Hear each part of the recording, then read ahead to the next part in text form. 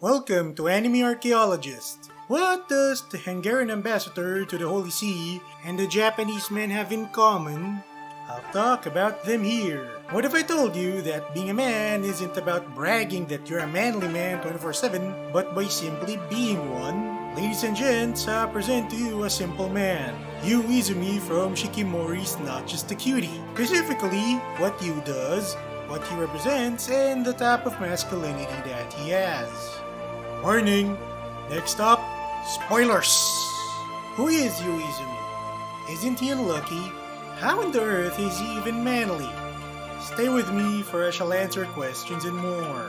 First, Yu Izumi is one of the main characters from the anime Shikimori's Not Just a Cutie. As to the second and third questions, I'll answer both of those. Yu Izumi is a very unlucky man who gets into all sorts of accidents.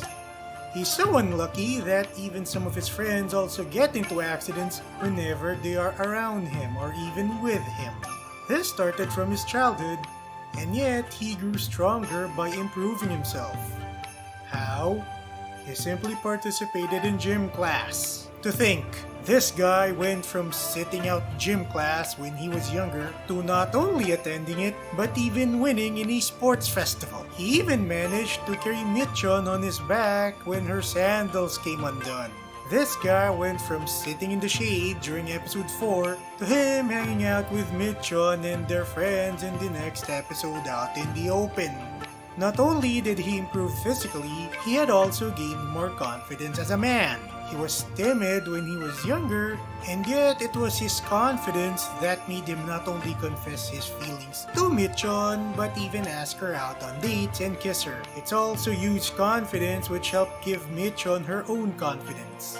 Yes, this man went from a coward to a manly man. On top of all this, he is a rather kind man. We first see this when he helped out that old lady in episode 1. There's also him helping out a little girl in episode 3 before going on a date with Michon. And then there's also that time where he saved someone in episode 5. You'd think that him being unlucky would make him overly depressed and angry all his life, but he manages to stay strong through it all. It is in his humility which made him acknowledge that he needs to get stronger, not just for himself, but eventually for Michon as well. To answer my question from the beginning, what does the Hungarian ambassador to the Holy See have in common with the Japanese man? Simple. Both are manly men. The Hungarian ambassador to the Holy See is Archduke Eduard von Habsburg.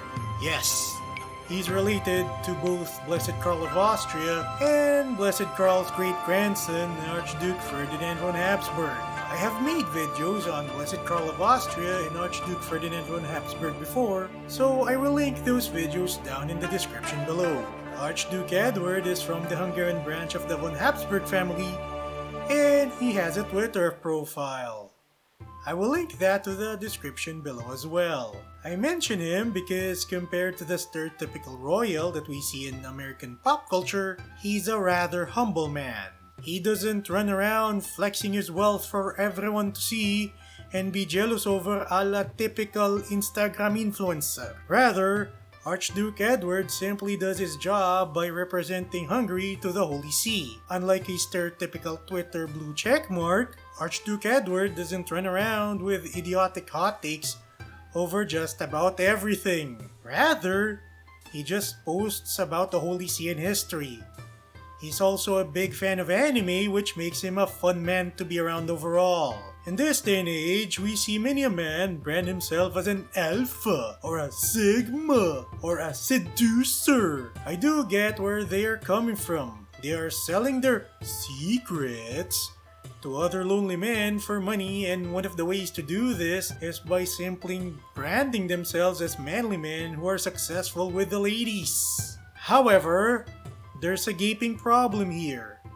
While they do call themselves as manly men by simply using terms such as alpha, sigma, and seducer onto themselves, I wonder if they actually act as they preach. I also wonder if their methods actually work to begin with.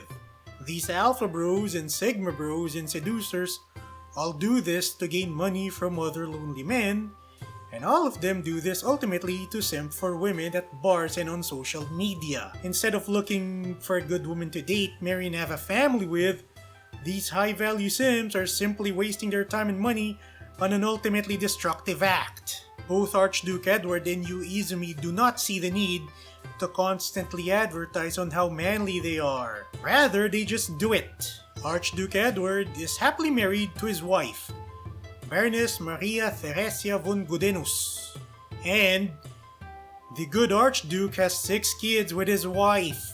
Meanwhile, Izumi has a girlfriend, Michon. Both men are kind, strong, honest, and loyal. These are the values which we all need today. Instead of being a high-value simp, men should strive to embody virtues. We are very lucky to see such good examples of masculinity, Archduke Eduard von Habsburg and Izumi. Next week, I'll be talking about Michon and how she's both a tomboy and a girly girl at the same time.